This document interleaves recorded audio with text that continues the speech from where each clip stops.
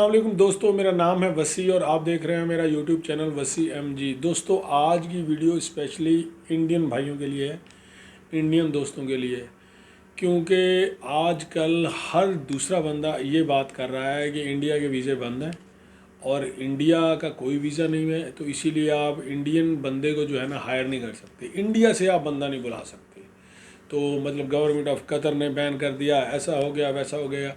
तो आज इसके ऊपर मैंने जो है ना छोटी सी एक वीडियो बनानी है ताकि आपको ये समझ में आ सके कि इंडियन वीज़ा बैन है या नहीं है।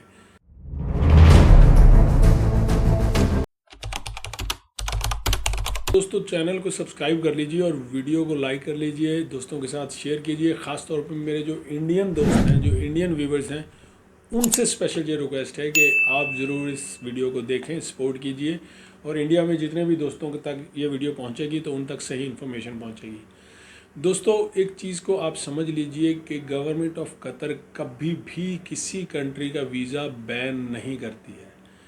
अब सवाल ये उठता है, तो फिर इंडियन वीज़े जो हैं आजकल क्यों नहीं मिल रहे हैं? क्या प्रोसेस है, क्या वजूहात हैं कि इंडियन नेशनैलिटी का वीज़ा अप्लाई भी किया जाए तो वो वीज़ा अप्रूव नहीं होके आ रहा है।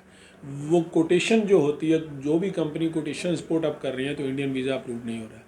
तो दोस्तों, उस चीज़ को समझना चाहिए। दोस्तों, इस बात को समझने के लिए सबसे पहले आपको ये समझना होगा कि हर गवर्नमेंट की एक पॉलिसी होती है। इंटीरियर मिनिस्ट्री जो है वो अपने हिसाब से काम करती है, कभी किसी कंट्री का वीज़ा बैन नहीं करती है। आप लोगों को लगता है इंडियन वीज़ा बैन है, ऐसा बिल्कुल नहीं है। बहुत सारे इंडियंस को वीज़ा मिला है और वो आए हैं इंडिया से। हाँ, ये ज़रूर है कि जैसे पहले फ्रीक्वेंटली इंडियन नेशनैलिटी को वीज़ा इशू हो रहा था, वीज़ा मिल रहा था, उस तरह नहीं हो रहा है। अब उसकी वजूहात क्या है? उसकी ऑफिशियल तो कोई वजह नहीं है, ना ही कभी गवर्नमेंट ऑफ कतर ने या किसी भी गवर्नमेंट ने ये अनाउंस किया है कि ये ऐसा कुछ बताया हो कि हम फ़लाँ कंट्री को वीज़ा नहीं दे रहे, हम फ़लाँ कंट्री का जनाब वीज़ा जो है वो रोक रहे हैं। नहीं, इसी तरह जैसे कि स्पेकुलेशंस हैं कि यूएई में पाकिस्तानियों को वीज़ा नहीं मिल रहा है, पाकिस्तान को वीज़ा नहीं मिल रहा है, लेकिन उसका कोई भी ऑफिशियल स्टेटमेंट नहीं है, उसका कोई भी ये नहीं है कि कभी गवर्नमेंट ऑफ यूएई ने कहा हो कि हम पाकिस्तानी नेशनल को वीज़ा नहीं देंगे। वीज़े मिल रहे हैं मगर मतलब चंद लोगों को।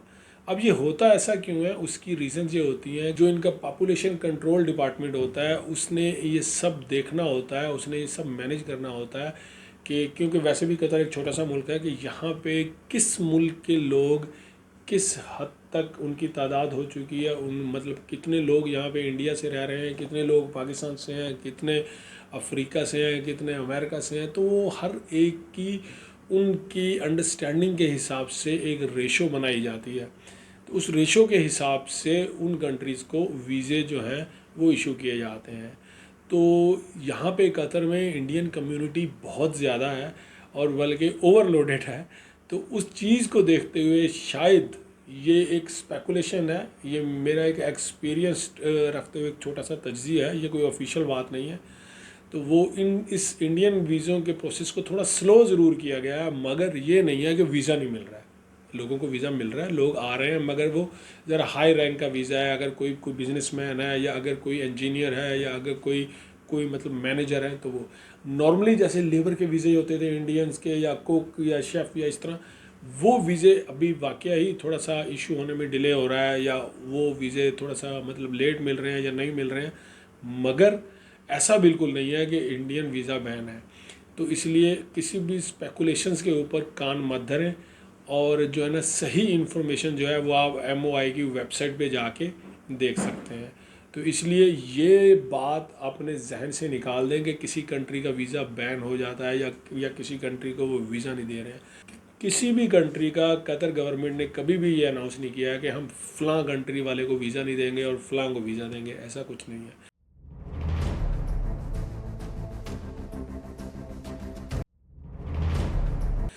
बहुत अरसा तक, तकरीबन 5 से 7 साल तक, ऐसा भी एक टाइम आया था जब पाकिस्तानी नेशनल को वीज़ा नहीं मिलता था।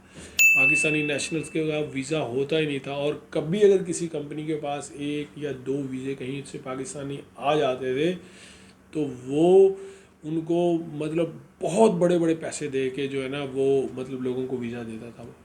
अगर किसी के पास कोई एक वीज़ा है तो वो उसके 20-20 30-30 हज़ार रियाल भी उसने दिए हैं। तो मतलब समटाइम ऐसा भी होता रहा है। अब ये है कि पर ऐसा बिल्कुल नहीं था कि पाकिस्तानी वीज़े बैन थे, वीज़े ज़रूर होते थे मगर बहुत कम। तो इसी तरह अभी इंडियन वीज़ों का थोड़ा सा ये इशू चल रहा है, मगर ये बैन कोई नहीं है। अगर आप एलिजिबल हैं, अगर आप इंजीनियर हैं, या अगर आप अच्छी कैटेगरी में, इवन आप लेबर कैटेगरी में भी हैं, जब आप वीज़ा, आपका एम्प्लॉयर वीज़ा अप्लाई करेगा तो आई होप को वीज़ा मिल जाएगा।